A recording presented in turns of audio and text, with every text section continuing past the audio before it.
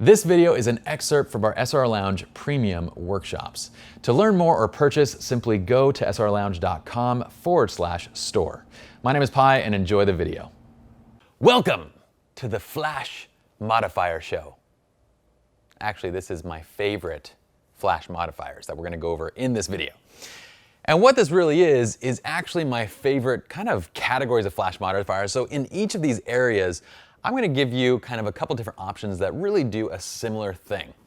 When it comes to Flash modifiers, guys, girls, you don't need to go and buy and try every single thing. We've taught you how Flash modifiers work, whether it's going to soften and diffuse or give you a more specular light with a harder edge and so forth. We've taught you all these things. And as you watch this course, you'll get an idea of what each of these Flash modifiers is going to do.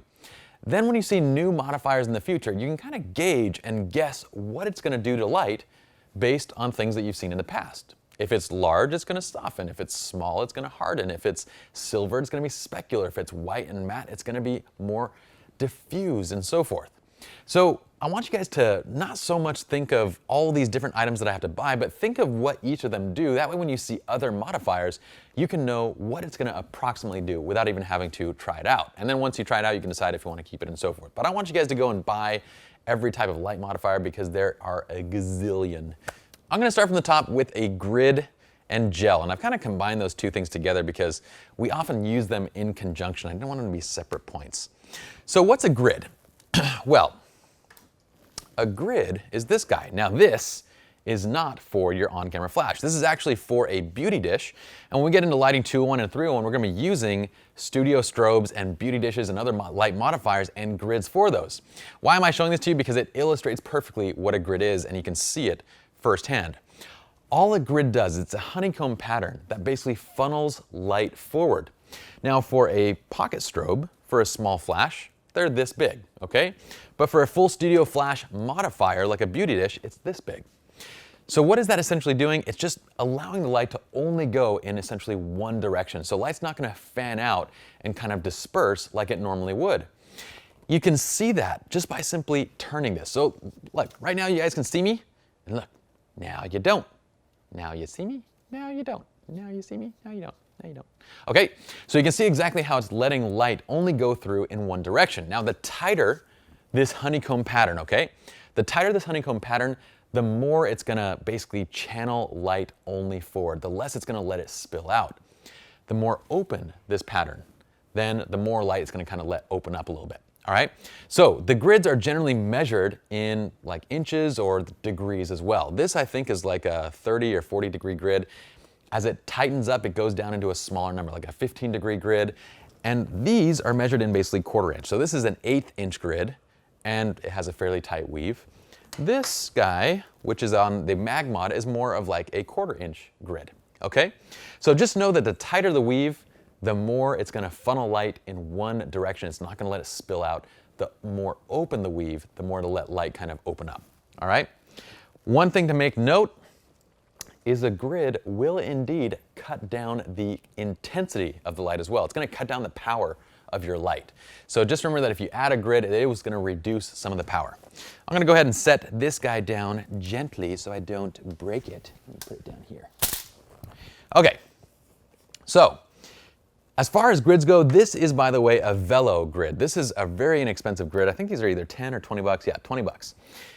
And it just Velcros onto the flash. So again, like our gel, these are like our, handmade gels that we get. We just create Velcro on there. We just put Velcro, or this comes with Velcro actually. You can just Velcro it over the gel that you would put on there. So it works totally that way. But again, the most, or at least my favorite system for grids and gels and so forth is gonna be the MagMod. Now the MagMod system is 80 bucks, but it does come with a much more elegant solution to gridding and gelling. And it also comes with grids and gels and so forth. So it's kind of a complete set.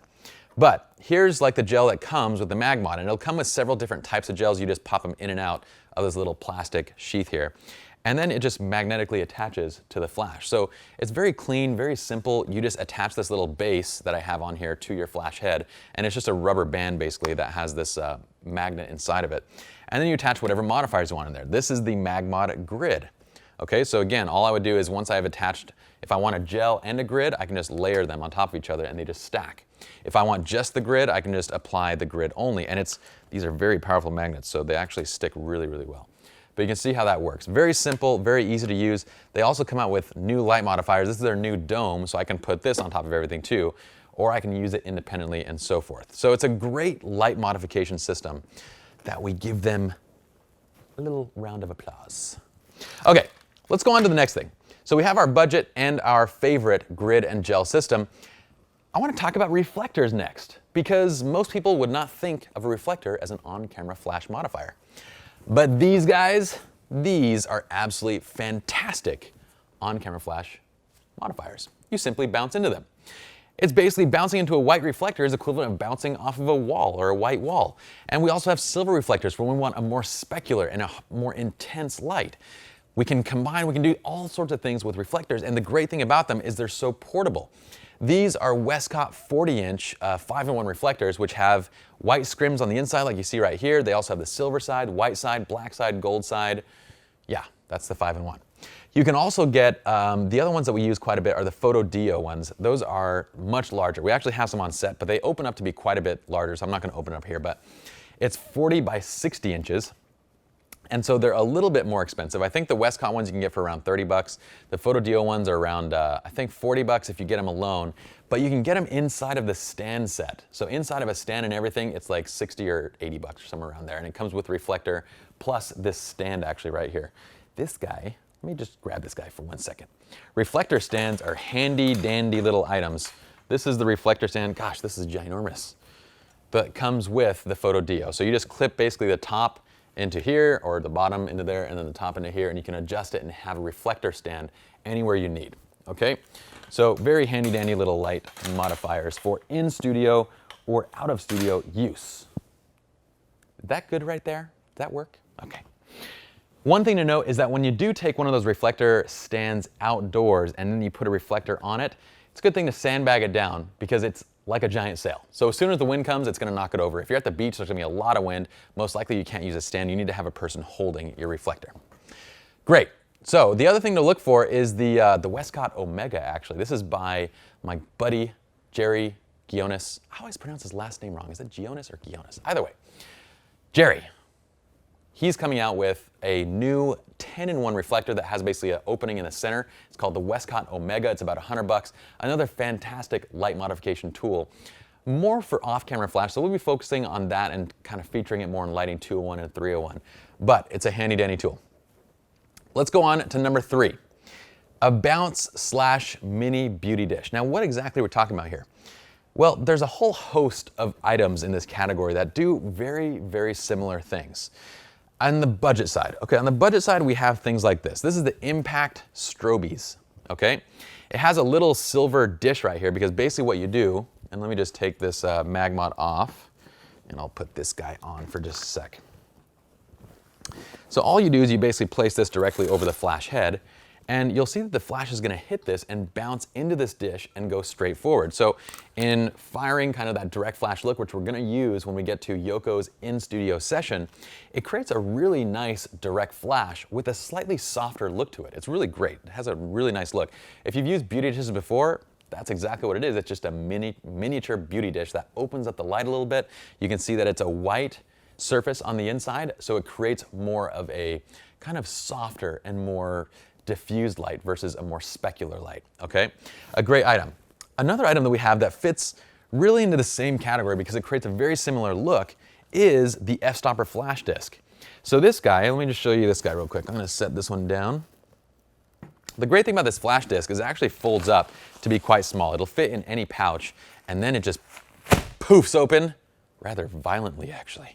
But this is a cool little disc, and I actually helped the f-stoppers to manufacture this guy. And it's a really functional thing. When I got it, I was like, this is cool. But basically all you do, let me pop this guy off, and then we'll pop this one on. I want to show you why these are similar to each other. So let's put this guy on right here. I'm going to put the flash head up. I'm going to grab the bottom of this. I'm just going to pull it right over the head. Okay. So what this does is the flash fires up, and there's actually a reflective surface around the outside of this. So it's going to hit that reflective surface, bounce around against this reflective side and out this white side. Why is it similar? Why do I classify a bounce and a midi beauty, all of these in the same area? Because all it's doing is it's taking this light source and it's opening up, it's making it larger.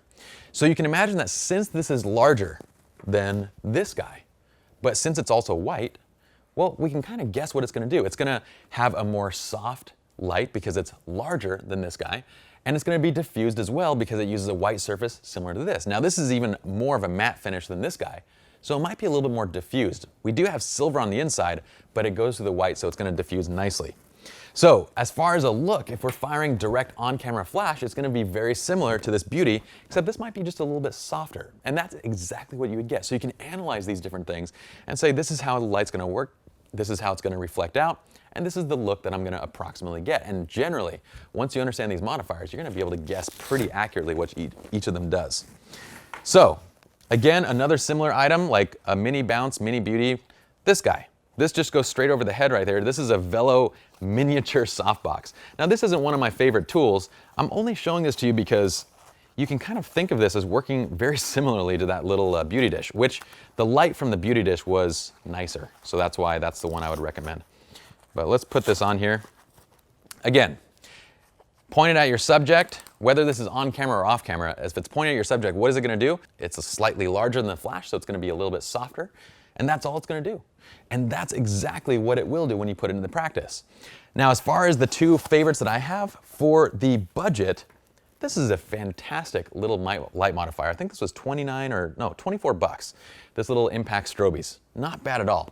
For my favorite, because of its versatility, I would choose the f-stopper flash disc. Now it's a little bit more expensive, it's 50 bucks, but still very affordable. And the great thing about it is you have a gray card on the backside. So if you need to kind of just take a shot with a gray card, you have that. And it can also act as a miniature reflector, which we're going to show you several different techniques of just basically bouncing off this while you're holding in your hand. You can attach it for direct flash. You can use it off camera and so forth. So it has a lot of versatile uses. So I'd highly recommend that guy. All right, let's go on to number 4, which is a snoot. Now, what is a snoot going to do? A snoot is basically just a guy like this that it's just going to wrap around the flash head. So all I would do is just apply this around the flash.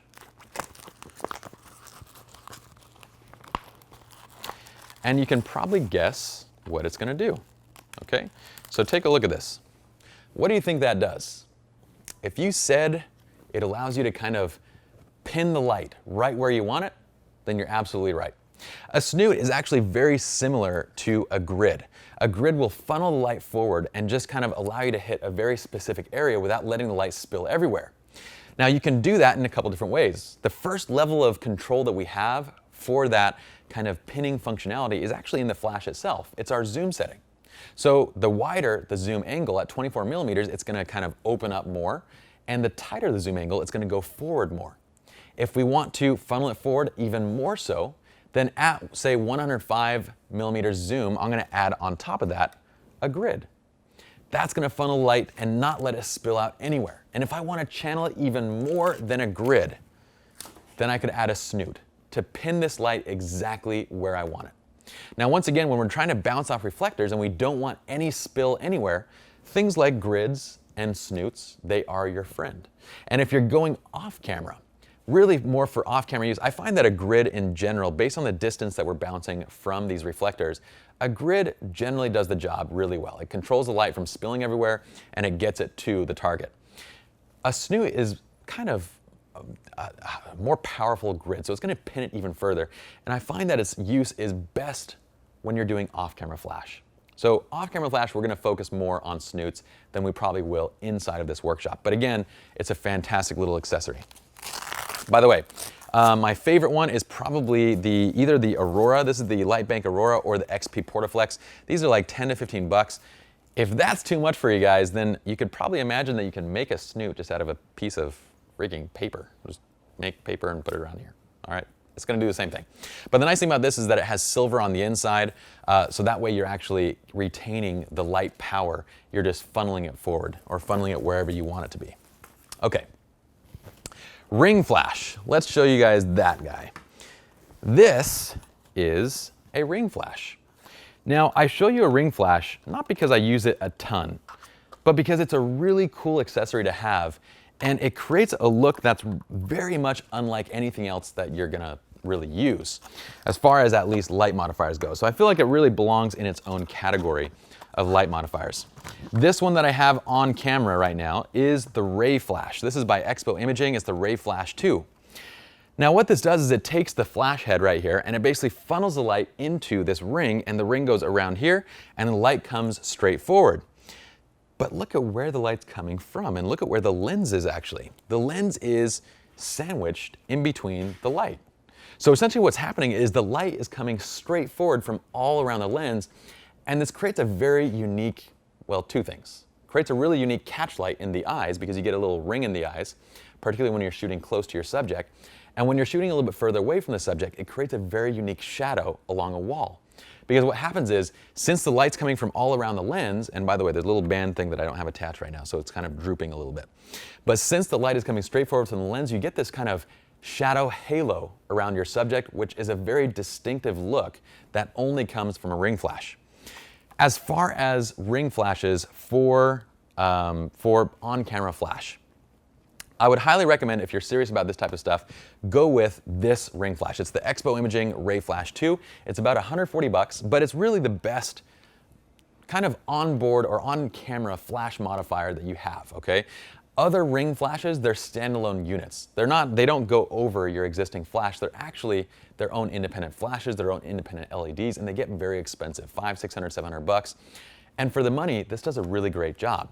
If you're looking to just play with the effect and just to kind of get the look and you want to try it out, you want to have some fun with it, then DIYphotography.net has a DIY photography ring flash, which is a little like cardboard ring flash kit. It's really cool. It's quite innovative, and it's only 25 bucks.